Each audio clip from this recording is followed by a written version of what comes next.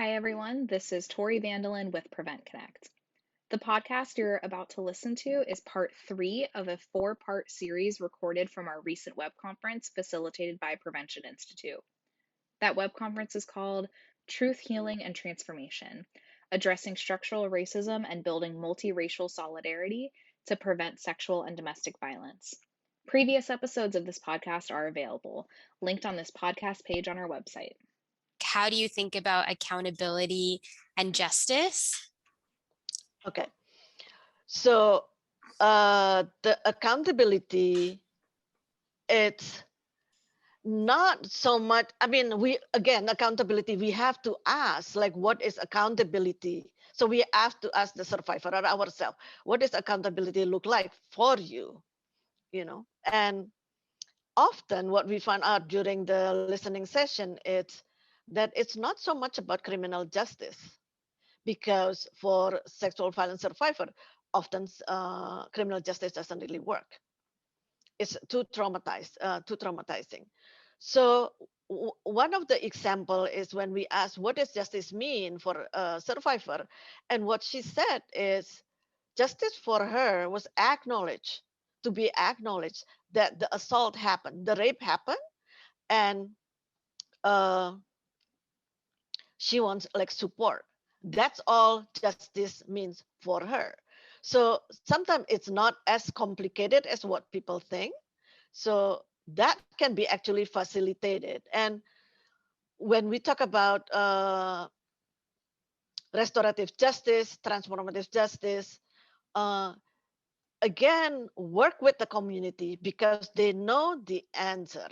In our culture, we have circles, that we can discuss. We can appoint people, and kind of like working with elders. And so it's not kind of like a cookie cutter in a sense, but at the same time, still holding the harm doers accountable. And then this is what is hard is, what if that harm doer also a survivor, and this is harm doer also in the community? So how do you work it out, holding the accountability, but remember that we are a collective. So if he is or she is or they are part of the collective, then how do you hold accountability? Yeah. And I know there are whole courses on this and whole trainings on this, and we're just getting a bit of a teaser, but talking about these different forms of justice and accountability, I think are really helpful. What about for you, Nicole? What's coming up when you think about accountability and justice? I love what Nino is saying about, what if a harm doer is part of the community? And, the not wanting, the over reliance on the criminal justice system, right? Which fails our communities over and over and over again. And we have some of the highest rates of incarceration. And yet, the stuff that we have asked to have justice for doesn't happen, right? So I wanted to just say a couple things too about these pictures. The one on the right, it was our first in-person event since the pandemic hit. It was just this past May 5th, the National Day of Awareness on Missing and Murdered Indigenous Women. And we did an art installation on our state capitol lawn, and we put 3,000 cardboard red dresses on the capitol lawn. As a reminder, when lawmakers looked out their windows because their session was coming to an end, and they were having some in-person sessions, as a reminder of their commitment to the Indigenous people of this land, of the first people of this land and of this state and of this country, and to raise that invisibility and to raise the awareness of missing and murdered Indigenous women. And we've really had so many conversations about what does, community accountability look like? what does, moving away from the criminal justice system, right? Because it hasn't served our communities well. And so looking at, yes, we know that the harm doers, if they are incarcerated, they're coming home, right? Because our communities, our tribal communities, are small communities, and there is, like Nina was saying, there's so much connection between communities of color, but it's not just about me, right? Because there's the collective we, and we have the community. And so what does it look like for a community to hold an offender accountable? And what does, we have this notion of reciprocity, right? So for instance, if I go, one of the things that we do in the late summer is harvest blueberries, right? And then we harvest wild rice. So before someone goes out to pick blueberries or to harvest wild rice, they would offer their tobacco. And it's about that give and take, right? It's offering that prayer to the land, to that berry plant, for giving that nourishment to us, right? And so it's all about the give and take. So when we think about accountability, where's that reciprocity? How does that offender, how does that person, harm doer, whatever we want to, the label, how do they make amends to the entire community? What does that look like? And how do we build systems of justice where they are not only thinking about the one person, the one individual that they harmed, but about that family, about that community, about the whole system, and making amends and making it right to the whole community. So that's kind of the stuff that we have been thinking about when we think about, what is accountability and what is justice, and then really wanting to make sure that, when we look at all the policies that are made, right, like that they are always thinking about the accountability back to the Indigenous people of this land. Many years ago, I think 17 years ago now, I went to New Zealand and met with the Maori women there. And we got to go to their parliament. And one of the things that we learned was that they have an entire office to make sure that every policy that they put forth in their parliament, that they're upholding their treaties. That is like, I can't even imagine what that would look like if we did that here, right? And so to think about, how are we always upholding like our promises that we made, and how do we move forward with that? And at Prevention Institute, we've really been talking about how community accountability supports prevention. And, we really see it as important as part of prevention, because it's really changing the culture, making these issues something that we're talking about, seeing as a public matter, not just something that's private, and, really changing the culture around gender-based violence. Absolutely. And Arlene, what's coming up for you when you think about accountability and justice? As we think about doing our work, I would say, like this slide says, no survivor justice without racial justice, right? And we just cannot rely on asking one or two people, like Nina and Nicole said. We have to go into communities, right? We have to talk with communities.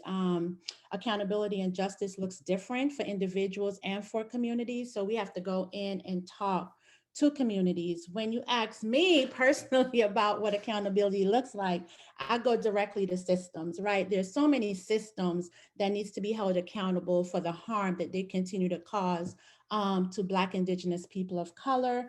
And as a movement, we can't turn our heads and continue to pretend that it's not happening. And we cannot continue to play nice in the sandbox with these systems that continue to harm our people in our community. So for example, Black people continue to be killed in their streets, in their homes.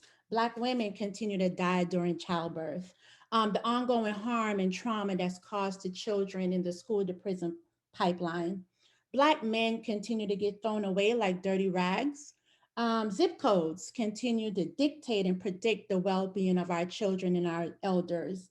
That's our work, right? So what does accountability and justice look like when we know all these things are happening around us. For me, it's dismantling these systems, is undoing relationships with systems and individuals who we know continue to harm Black people and Black communities. It's reparation, it's creating spaces and conditions and environment for Black people to heal and thrive. And lastly, how can we create environments where every Black girl can reach their full potential, free from violence, free from abuse, and free from bias? Thank you, Arlene. And I like how you're expanding the sectors to like beyond even just the usual suspects of sectors that we think about. And, you mentioned about Black women, during when they're giving birth, or like thinking about the healthcare sector and just things beyond maybe the usual ones that we're talking about, like criminal justice. What are kind of some recommendations you might have to support truth healing and transformation? And Arlene, I'll start with you. Okay. So at NRCDV for the last couple of years, we've been having conversations with women of color in the movement to talk about the overrepresentation of white women in the movement and the needs and wants of women of color who are passionate about ending gender-based violence, and at that intersection that we're talking about. So we've been talking about issues, barriers, problems, and most importantly, we've been talking about solutions, right? So for this conversation, I'm offering the following recommendations that's on the screen. But before I do that, I want to thank the women of color whose voices and lived experiences are reflected in these recommendations. Much, much gratitude for the emotional labor that was required to share their lived experiences and co-create these recommendations. And these will be available far and wide in a few months. And just follow us on all our social media platforms and you'll be the first to get the information. So the first one is just naming it. Oftentimes we've talked about the underrepresentation of women of color. The group decided that we want to change the narrative and really talk about the overrepresentation of white women, because what that does, it then shifts the focus to put the onus on white supremacy rather than the perceived deficits of women of color. Again, create flexible funding so that women of color can support current and aspiring leaders of color to do what they need. Like Nina said, we have the solutions, right? We know the problems, we have the solutions, we just need funding to do that. And then again, I had mentioned earlier that women of color are perceived as doers and not thinkers. We are recommending that we increase the opportunities for women of color to participate in strategic planning and decision-making within our organization and the larger movement. We should also learn from and collaborate with other radical social justice movement because this issue about racism, anti-Blackness, white supremacy is not only in the domestic violence movement, and other organizations have had concentrated efforts on how to address these issues. And then of course, develop succession planning, do succession planning for the gender-based violence movement as it relates to white women currently being in leadership roles. What does that look like? And then I'll skip, because I know we have some time limitations, towards trauma stewardship and creating conditions, and Nina talked about it before, that encourages wellness, right? We talk about self-care a lot, but we don't focus on wellness, and we don't talk to individuals. We don't talk to women of color to find out what do they need in order for their mind, body, and soul to be well. So I'll stop there and I'll just say, the recommendations will be coming out to the field. The National Resource Center on Domestic Violence, we're creating a webpage that will have the recommendations and resources, and it'll have the journey of how we got to the recommendations there. Thank you, Arlene. And these slides are also already posted, so if you want to look back at these, they're up as well. Nina, for time's sake, could you maybe just share like one thing in terms of, what the movement can do to support truth healing and transformation? It's what is important is naming it and naming it correctly. So is it Asian hate or is it Asian racism? Are we reducing again and again, and naming it what is sexual violence, because it's still the issue. And then echoing on Arlene is creating counter narrative. So change the narrative, how things look like from our own perspective, and then map it out. And you will see how the resource is actually in balance when it's shared. That's great. And Nicole, how about from you? Well, I think it says right there, like it's about supporting Indigenous women. And we don't only live, in fact, the majority of us do not live on our reservations, right? Like more than half of us live off the reservation. And so, one, it's about recognizing that we are your relatives. Our kids are going to school with your kids. Like we are in your neighborhoods. And so, it's about including us. It's about seeing us. It's about, going back to that virtual table, right?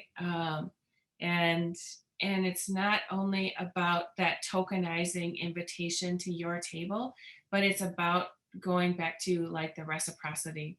And if you want me to show up for you, then I need you to show up for me, and I need you to build relationships. And that means, showing up during the hard stuff too. Showing up when things are challenging. I just believe so much that that most of our relationship building happens long before there's a grant that's due, long before we put those tables together. But it really is about showing up in community. It's about having those hard conversations and standing with each other. Thanks for listening. Visit this podcast page on our website for more information about subsequent episodes.